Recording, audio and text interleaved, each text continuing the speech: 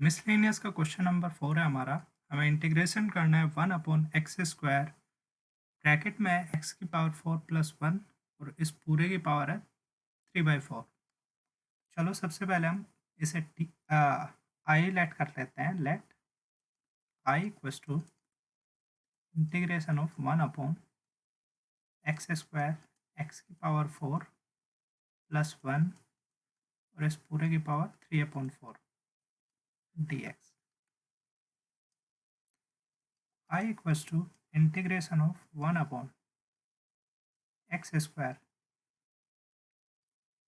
यहाँ पे हमारे दो टर्म्स हैं, एक तो x की पावर 4 है और एक प्लस 1 है ब्रैकेट के अंदर। तो हम क्या करेंगे, इन दोनों टर्म में से ये जो x की पावर 4 है और ये 1 है, इन दोनों टर्म में से हम x की पावर 4 कॉमन ले लेंगे। x की पावर 4 जब हम कॉमन लेंगे तो x की पावर 4 में से x की पावर 4 कॉमन लेंगे तो 1 बचेगा, और 1 में से जब x की पावर 4 कॉमन लेंगे तो अपॉन में x की पावर 4 जुड़ जाएगा, और इस पूरे की पावर है 3/4 dx। देखो एक रूल ये होता है हमारा, अगर a की पावर b है और इसकी पावर c है तो इन पावर्स की आपस में मल्टीप्लाई हो जाती है, तो a की पावर b इंटू सी हो जाएगा। अब यहाँ पे देखो x की पावर 4 है और इसकी पावर 3/4 है, तो ये x की पावर 4 और उसकी भी पावर है 3/4, तो ये पावर की आपस में मल्टीप्लाई हो जाएगी और ये बन जाएगा x की पावर 4 इंटू 3/4। 4 से 4 कट जाएगा और ये x की पावर 3 बचेगा। नेक्स्ट स्टेप में हम लिखेंगे i equals to integration of 1/x²। जब x की पावर 4 की पावर 3/4 करेंगे तो हमारा बनेगा x की पावर 3 इंटू में x की पावर 3 आ गया, और जब इस पूरे ब्रैकेट की पावर 3/4 करेंगे तो ये हो जाएगा 1 प्लस 1/x की पावर 4 और इस पूरे की पावर 3/4, और यहाँ पे dx जुड़ जाएगा। नेक्स्ट स्टेप में हो जाएगा हमारा i equals to integration of 1/x की पावर 5, ये x की पावर 2 इंटू एक्स की पावर 3। अगर बेस सेम होता है तो पावर ऐड हो जाती है, पावर 2 और पावर 3 दोनों ऐड हो जाएंगी और x की पावर 5 हो जाएगा, इंटू में 1 प्लस 1/x की पावर 4 और इसकी पूरे की पावर 3/4 dx। अब हम क्या कर सकते हैं, ये जो पूरा ब्रैकेट में 1 प्लस 1/x की पावर 4 आया है इसे हम t एज्यूम कर लेंगे।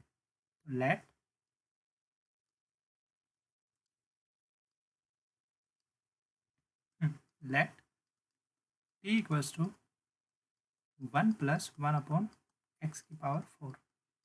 इसे डिफ्रेंशिएट करेंगे with respect to x, differentiating with respect to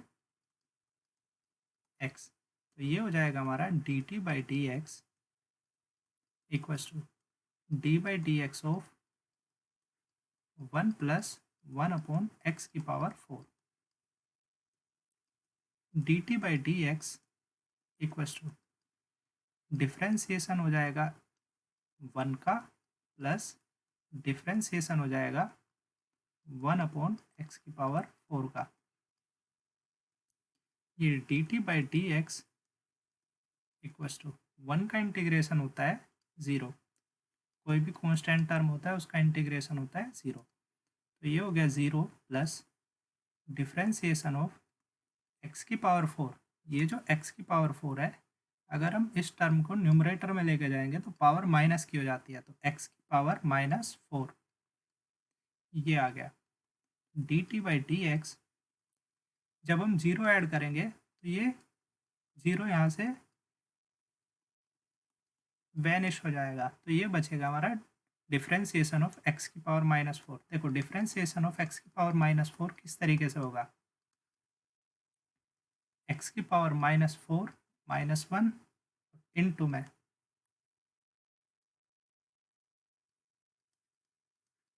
-4,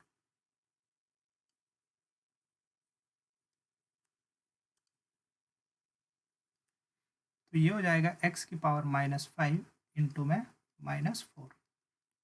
ये 1/x⁵ लिख सकते हैं इसे, इंटू में -4। -4 की 1 में मल्टीप्लाई होगी तो -4/x⁵ तो ये हमारा डिफ्रेंसिएशन आ जाएगा।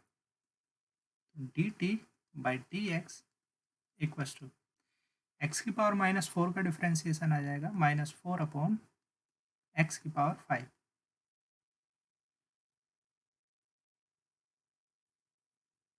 एक काम हम कर सकते हैं, ये जो dx है, इस dx को यहाँ से उठा के RHS में लेके जाएंगे तो ये मल्टीप्लाई में पहुँच जाएगा। तो ये हो जाएगा dt equals to -4/x⁵ into में dx। ये माइनस का जो 4 है, इस -4 को हम LHS में लेके आएंगे। ये जो -4 है इसे हम इधर लेके आएंगे तो ये बन जाएगा -1/4 dt equals to 1/x⁵ dx। अगर कहीं पे क्वेश्चन में हमारा 1/x⁵ dx लिखा हुआ है, उसकी जगह पे हम लिख सकते हैं -1/4 dt। देखते हैं हम 1/x⁵ और dx, इसकी जगह पे हम लिख सकते हैं -1/4 dt। तो ये बन जाएगा हमारा I इक्वल्स टू -1/4। -1/4 कॉन्स्टेंट है तो हम इंटीग्रेशन से बाहर लिखेंगे इसे, इंटीग्रेशन ऑफ dx की जगह ये आ गया हमारा dt। 1/x⁵ यहाँ से कैंसिल आउट हो जाएगा तो ये बचेगा 1/,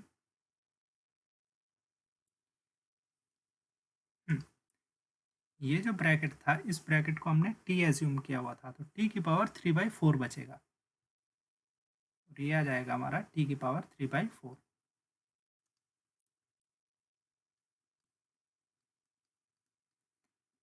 t⁴ को न्यूमरेटर में लेके जाएंगे तो पावर माइनस की हो जाएगी। I equals to -1/4 integration of t⁴ -3/4 dt। I equals to -1/4 into t⁴ -3/4 plus 1 करेंगे, अपॉन में भी -3/4 प्लस 1 करेंगे, प्लस एक कांस्टेंट ऐड कर देंगे c। I equals to -1/4।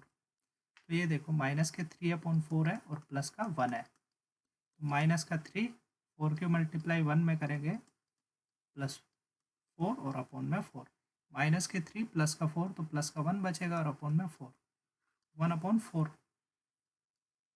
Power आ जाएगी यहाँ पे। तो t की पावर ये हो जाएगी 1/4, अपॉन में भी 1/4 और प्लस में c। ये जो 1/4 हमारा अपॉन में है, इसे जब हम इधर लेके आएंगे तो ये 4/1 हो जाएगा।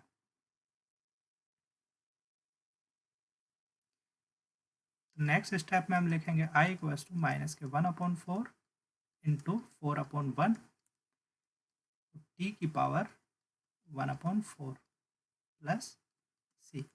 t की हम वैल्यू रख सकते हैं यहाँ पे, t की वैल्यू थी हमारी,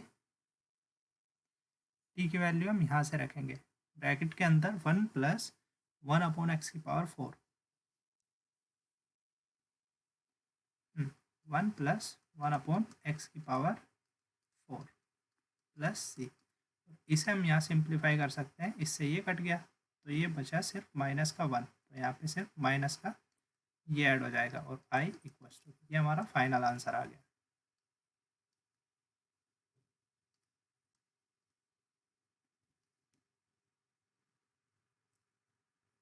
और t की वैल्यू रखने के बाद हम पावर में 1/4 भी ऐड कर देंगे तो ये 1/4 आ गया।